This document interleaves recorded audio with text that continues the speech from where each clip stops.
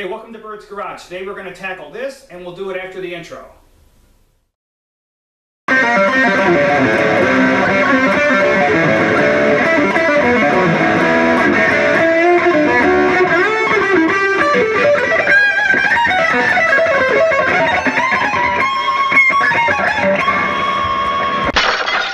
So right now we're going to start a new project. It's a 350 Chevy engine. It's on a 73 Corvette. I bought it over the internet, and I think looking at it and some of the things that I know about these engines, I'm pretty sure it's from a Corvette. Some of the investigative work that I've done, looked at the numbers. The goal of this project is to teach you how to properly tear down, inspect, and assemble your own engine. I know the big thing these days is crate engines. People are just buying those, they're drop-in, but you get a personal satisfaction with rebuilding your own engine, I feel. And secondly, if you're just going to do a stock rebuild, you actually can save a lot of money doing it yourself than going to a crate engine. So I have something that I want to explain first, and after I do that, we're going to get into this engine. So this is a motor. It's a starter motor, but for all intents and purposes, it's a motor. They all function the same way. They need an external power source in order to work. This is an engine. An engine has an internal power source, and that's what makes it work. Thus, it's named the internal combustion engine. The air-fuel mixture is drawn into the cylinders, spark plug ignites it, pistons start moving up and down. I think you know the rest. So this is why it drives me absolutely crazy. People call this a motor when it's an engine, because there's a fundamental difference between the two for what I just explained. So this is why you'll never hear me call an engine a motor. Now with that said and off my chest, let's start tearing down our engine. So when I tear down an engine, my order of operations is I like to start at the top first, get everything off the top, the intake, the valve covers, and then take the cylinder heads off, and then get this down to a short block, and then I'll flip it over, and then I'll take the oil pan off, and I'll start taking the rods out and then the crankshaft and have the bare block. So with that said, I'm going to take off some of these accessories here, distributor, the EGR valve, some of these other things that are getting in my way. I'm going to take the valve covers off first, and then I'm going to take the intake manifold off.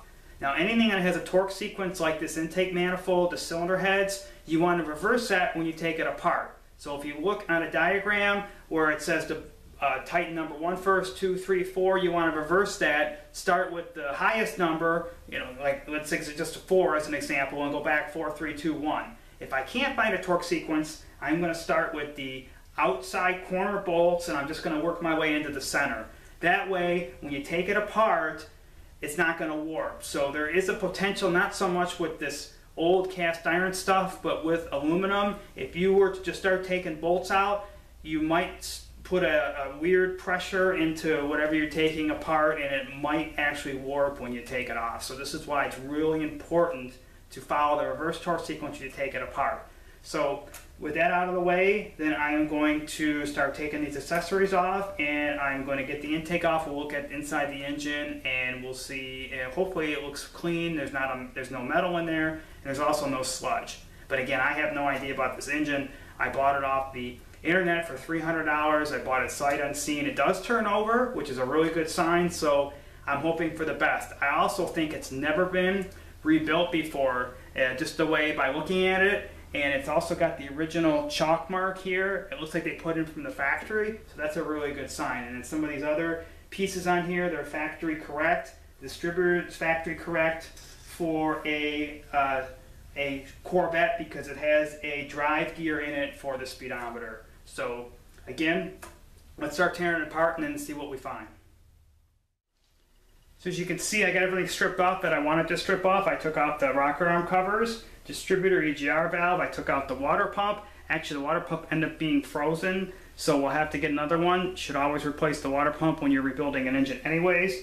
I took all the intake manifold bolts out. I did the reverse torque sequence, so basically it was the outside that worked their way into the center. So now I'm going to probably have to tap on the intake manifold because it's still on there even though the bolts are out, in order to get it off. It may have been on here since '73, we just don't know. So what I'm going to do is I'm going to put a little pressure under here, we'll tap with a screwdriver, and then I'm going to try to put a screwdriver here where the gasket is, between the head flange and the intake flange, and just kind of work it up and get this manifold off.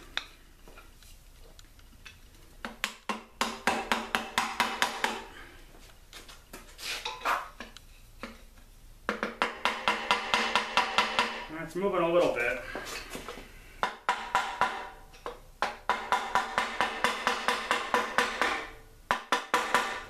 I can try another screwdriver in there. Yeah, it's moving a little bit more. Oh, come off. There we go. So now we'll take it off. Move it out of the way. And of course it's cast iron, so it's very heavy. And let's see, looking down in here, actually we're fairly clean, surprisingly. So there's a little bit of sludge in here. If it's never been rebuilt and it's the engine as old as it is with the old oils, it probably has this. This actually looks pretty good. I'm actually kind of happy. So hopefully the rest of it's going to look that way. But everything else looks good. No issues so far. One of the things you really want to do, and we'll start doing this when we tear off our push rods and our rocker arms. A, we want to keep those in order, but B, you want to always look what you take off and look and see kind of wear marks. If you see any kind of unusual things, you want to make a note of that so you can go back later and you can see what actually happened there and address that when you're going to do the inspection and then the rebuild. So now would be a good time to emphasize that tagging and bagging everything is really important, because this engine might sit 2 years, 5 years, you never know what your time schedule, other projects come along. I know it's happened to me many times, and even the person with the best memory will forget where some of this stuff goes sometimes. Especially even more important when you're taking the engine out of the car and got to label the harnesses and where the bolts go and everything else you're taking out. So you can see here the way I'm starting, like this is my intake manifold, bolt bag, got my EGR, I labeled everything, just bought a simple box of Ziplocs, small sandwich bags at the grocery store. And now what I did is I took out a bunch of bags and I labeled them number 8, intake exhaust, number 1, 2, I went through the whole valve train. So as I take it apart, I'm going to put it in each bag, and that includes the rocker arm, push rod, and the lifter. I'm going to put them all away, and I'm going to do this just so I keep everything in order. Like I was saying earlier, I want to keep track and I want to look at the wear. But for some reason, if I was going to reuse all this stuff, it's even more important that it goes back all in the same spot that you took it out of. So I'm going to then start taking this apart, and I'll show you one by one how to get everything out and then put it into the bags. And then we're going to move down, take our heads off, and then we'll progress to the bottom end then. So I want to give you one last piece of information that's very important for the teardown and the rebuild before we go any farther and remove parts off this engine. And that is the classification of the cylinder numbers and where number 1 cylinder is. Now, cylinder number 1 is always the cylinder that's most farthest forward from the engine. So on a 350 Chevy is over on this side, and you can see that right here kind of with the intake manifold boss here, where the intake manifold sits on top, how it goes into an angle, it moves and back over here, and this is more forward. That's because this cylinder then is cylinder number 1. Now, the way GM does it, at least in a small block Chevy, is that they call this 1, 2, 3, 4, 5, 6, 7, and 8. So in a Ford is different. Well, a Ford small block, the actual number 1 is here, but they actually go 1, 2, 3, 4, 5, 6, 7, 8. So it's really important to know how the engine is labeled and then how you're going to bag it. Now, I guess you could just say it's 1, 2, 3, 4, 5, 6, 7, 8. It doesn't really matter, but I like to stick with what the manufacturer is calling the right cylinder numbers. So with that out of the way, again, that's very important to keep track of, especially if you're going to, in the rebuild, when you're going to put things you want to put back the way they were. But with that out of the way, then I'm going to start taking the rocker arm nuts off, and I'm going to start putting them in the bags, and then the rest of the parts in the bags and where they're supposed to go. So I think I'm going to remove just all the nuts and leave them loose, and then I can start pulling them out and go one at a time and putting them into the right bags. So as I'm doing this, I'm again looking for any kind of wear, any kind of weird patterns that's in the shiny parts, inspecting the rocker, the tip, push rod end. I just want to make sure, you know, if I see anything really strange, I want to just make a note of it right now so I know where to look for more problems in the engine. But right now, from what I see, the nuts came off fairly easy, which is pretty typical. But from what I've seen, you know, so far everything looks like it's just normal wear for something like this. I'm actually skipping the lifters right now, and I'll explain it a little bit why I'm skipping the lifters, and I'll go back to those. I want to get the rocker arms out, balls and push rods out.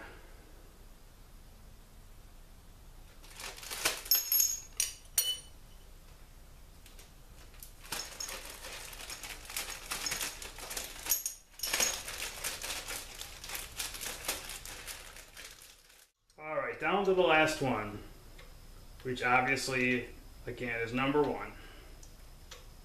Save number one for last. So far so good. Everything looks normal wear. I don't see any problems.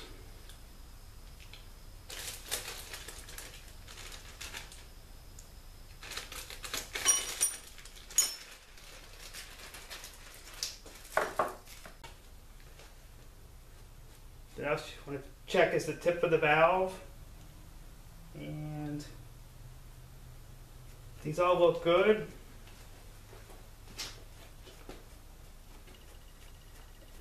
See any weird patterns in them?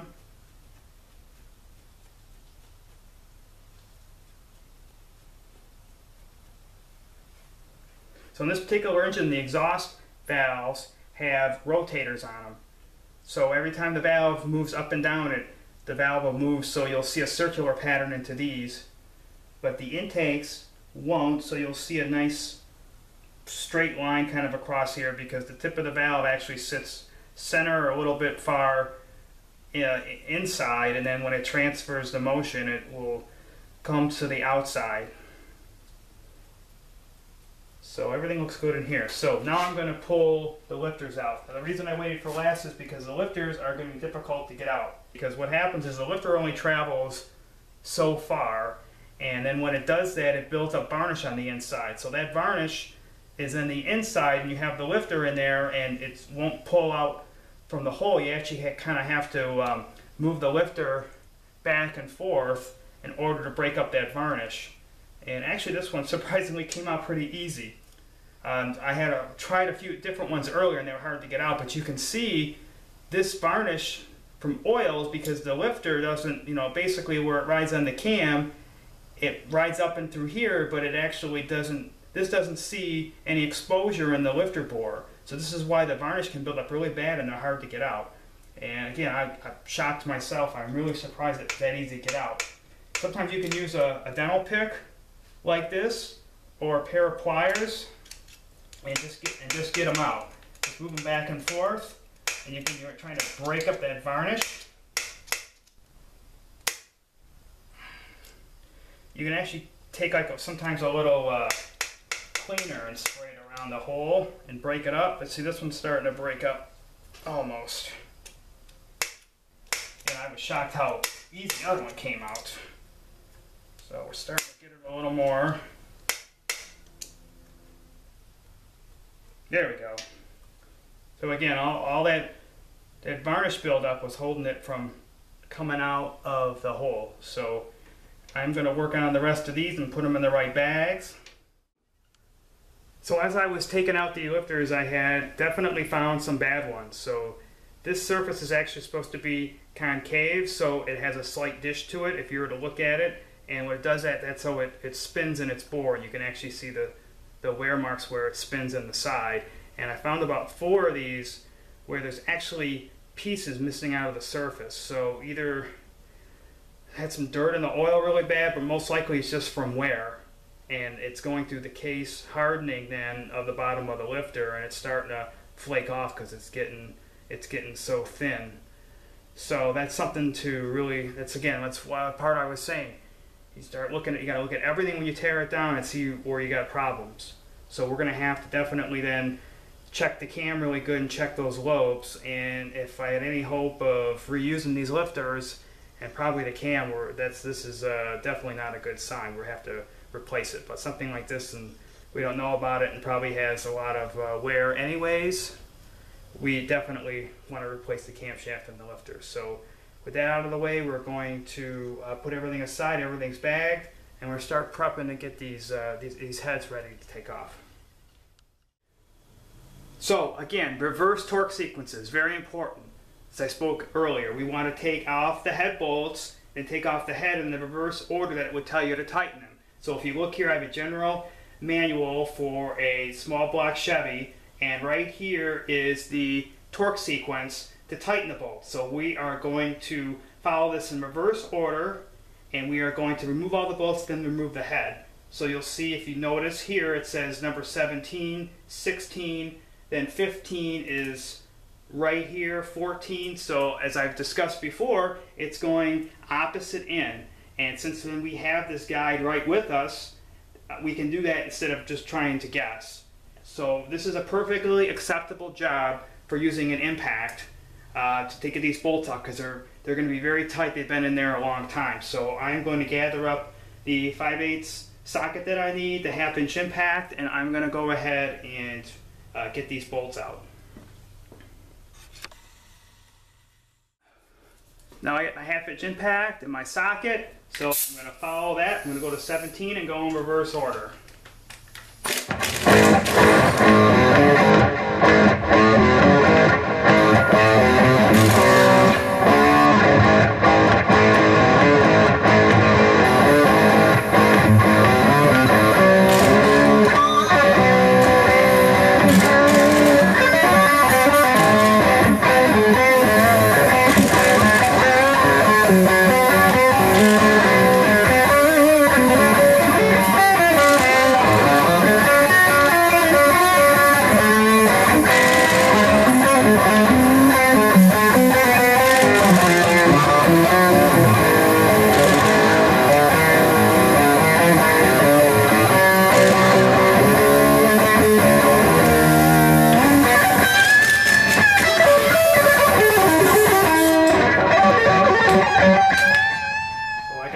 Out.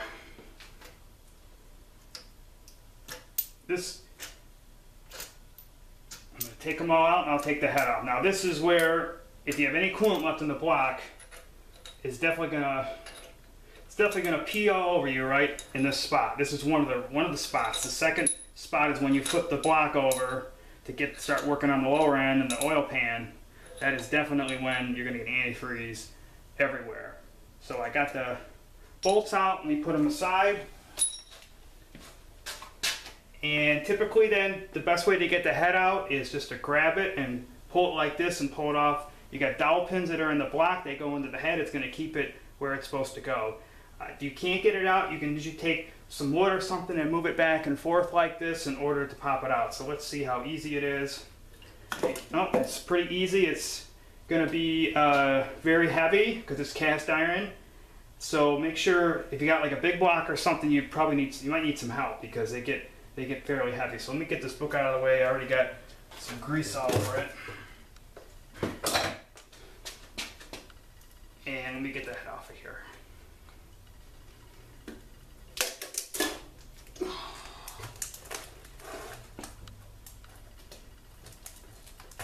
I just want to turn it around.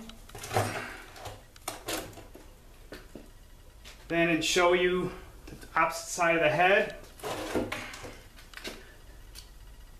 Typically, if the head gaskets, they come off really, really bad and you got to really scrape them off, sometimes it's a sign of a head gasket issue. This actually did have a little bit of coolant in there, but not that much. So I'm going to put that away. And notice these are the coolant ports.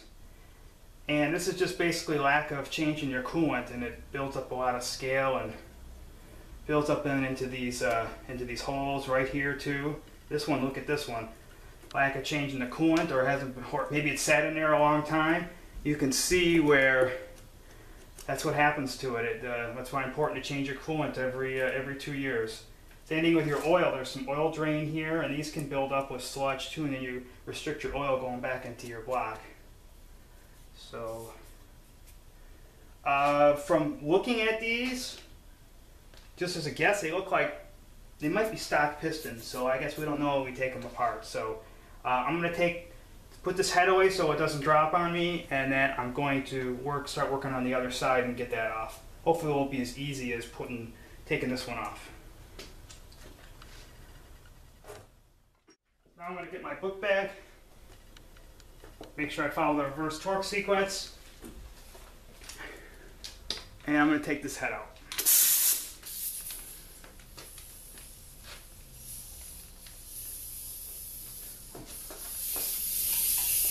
Right here we got some really bad sludge around these bolts. You can see it.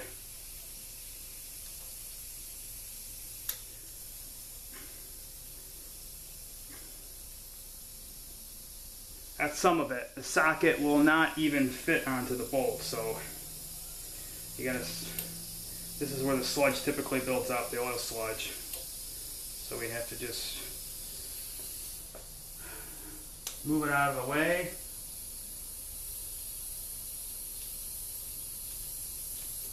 So we can get the socket on.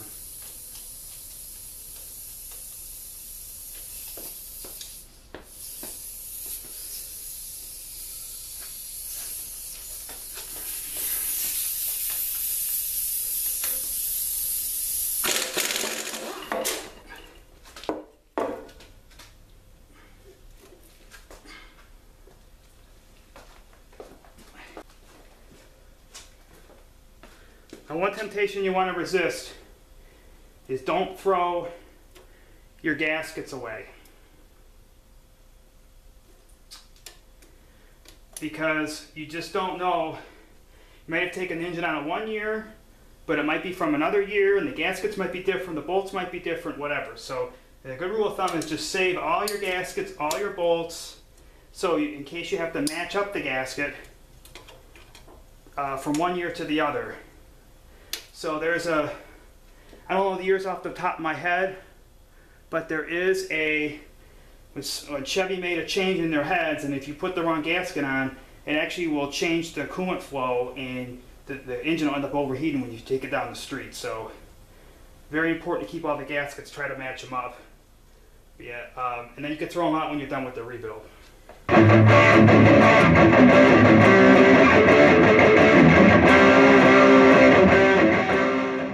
So I jumped the gun a little bit, and I forgot to mark the cylinder heads. I like to mark them what side they came off the engine, so I want to try to put them back in those same spots. And my theory is that the engine if it was born with these cylinder heads in those spots, I want to try to replicate that and put it back together in the same way. So I usually don't mark number 2. I mean, you can do that, but I'm just going to mark this is the head that came off on the number 1 side, so I just got a number stamper. It's got a number 1. I'm going to put a mark in the cylinder head, and then a mark corresponding on the block where the head came off. You can also take a punch if you just got a punch laying around. Even a really hard nail might impregnate this in cast iron. So you just want to you could just take a single dot, put it here, and put it here, just so that you know that these are number 1 and that goes there, and the other side, the other 2 goes there. This head is about the same as the other one. It's got some scale built up, but the valves look good. I don't see any burnt valves or anything like that. It just looks like it's got a lot of wear in it. So we're going to put these aside, and then we're going to start tearing apart the rest of the engine. So the last thing I want to do before I roll the engine over, starting the bottom end, is I want to get this balancer off and the timing cover. So to do that, you do need a proper tool. If you try to use a gear puller, what's going to happen is you're going to pull on this outer ring, and the outer ring is going to separate then from the inner hub, because between the two you have an inertia ring, and it's made out of rubber, and again, pulling on that, it's going to actually damage it. And if the rubber isn't damaged or cracked, you can actually reuse these and save you some money.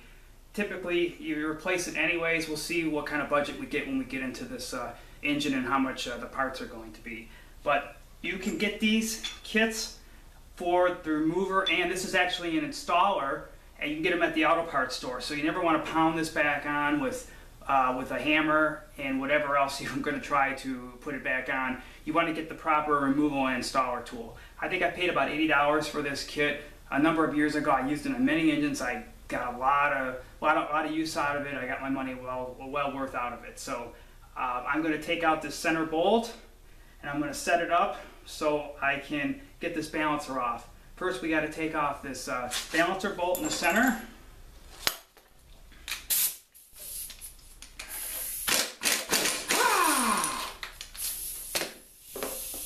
Then I've kind of already set the tool up a little bit. We're going to find bolts that fit into these threads, but you need a nice cone for the center that goes into the center hub of the crankshaft. And I'm going to use a couple of adjustable wrenches in order to back it out. But to use this tool, and there's a way you got to do it for an install and then a removal. So you follow the opposite procedure, set up the tool a little differently. But this one I'm going to set in the center of the crankshaft like that. And I'm going to back it in enough so I can get these 3 bolts. And you want to use 3 bolts. Remember, 3 points define a plane. So if you put the 3 bolts in, you shouldn't have any distortion. It should come off evenly. So I'm going to start them by hand. There's different threads depending on the balancer you have, so you have to have the right bolts. I've got a number of them here, but if you don't have the right bolt, you'll have to buy it. Depends what kind of kit you get. So I'm going to back these in.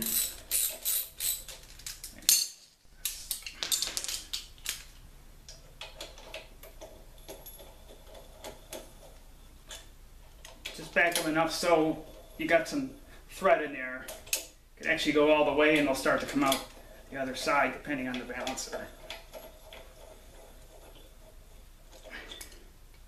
Make sure they're kind of even out from the tool.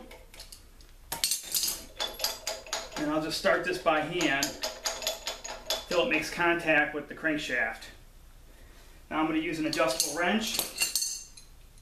One needs to hold the tool in the center. And then the other one is going to back it off. Now hopefully it's not too tight. So as I'm holding it and turning it, yeah, this one's going to be, this one feels like it's going to be tight. You can use the right size wrenches too. I just happen to get something quick.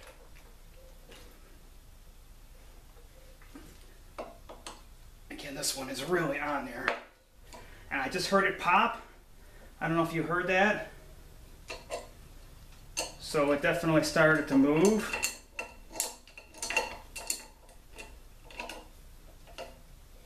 And now it's coming off.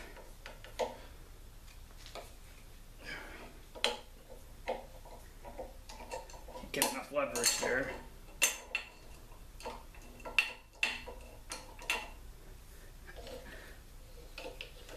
Now it's moving much easier. It's definitely coming off. Again, this is the best way to get this off. Don't try to force it off with something, a pry bar, you'll never get it off.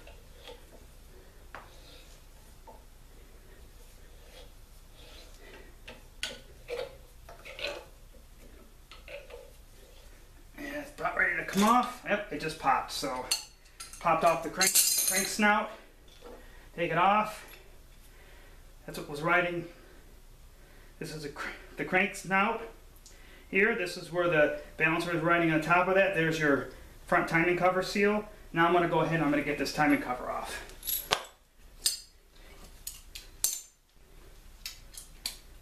Just have some 7/16 bolts.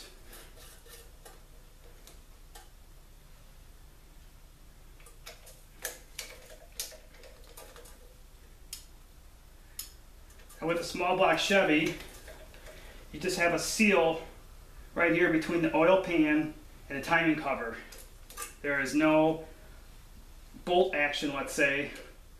There's a bolt here and here, but there's nothing that bolts these two together. It's just a rubber seal. Which again, this is a really old design engine and they're prone to have some problems and leak.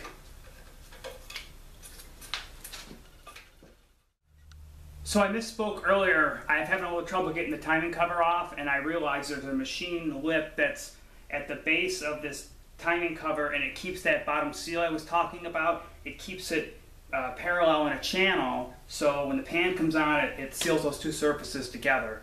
So I have to turn the engine over, and then we'll get the pan off, which is our next step. Then we can take this timing cover off. So I'm going to do that now, and then we'll see what we got in the bottom end. That's going to be another true sign of any kind of material or anything in the engine and the overall condition of the engine by seeing what's in the pan and how the lower end looks. So I'm going to wrap that up, do that right now, and then we'll see what we have.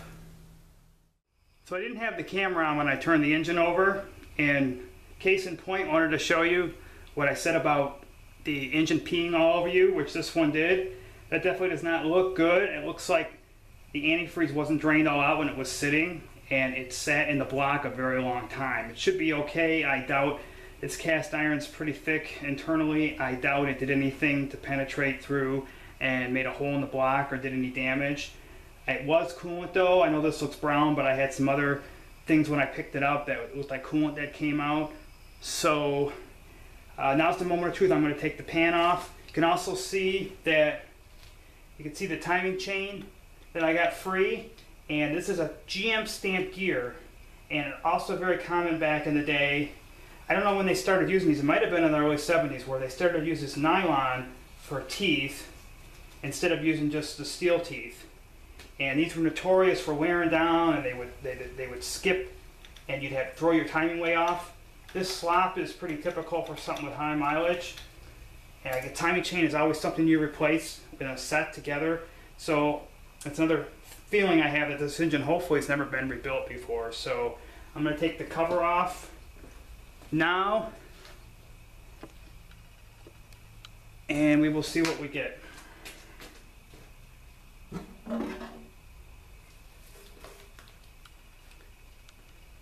That looks like typical sludge. Don't see any metal or anything. That's a really good sign. There's a lot of crap in here because I was working on it at the top end and all the sludge and stuff was falling down, but I don't see any metal or anything. So we'll get this pan out of the way.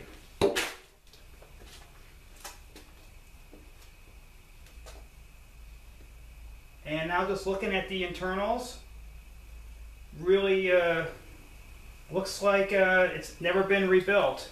And one of the ways you could tell it's rebuilt, and I was talking about stamping the rods, you want to stamp each rod to its corresponding location for two reasons. A, of course, you want to put it back in the same cylinder that it came out in and at the same spot in the crankshaft. B, and C, you want to make sure that you match up both the upper and the lower halves together when you put it back together. And you also, as for the orientation, when you change the pistons, you want to make sure the rod went in the same spot as it was, you know, forward or backward. You want to make sure it's all forward and it's corresponding with the marks.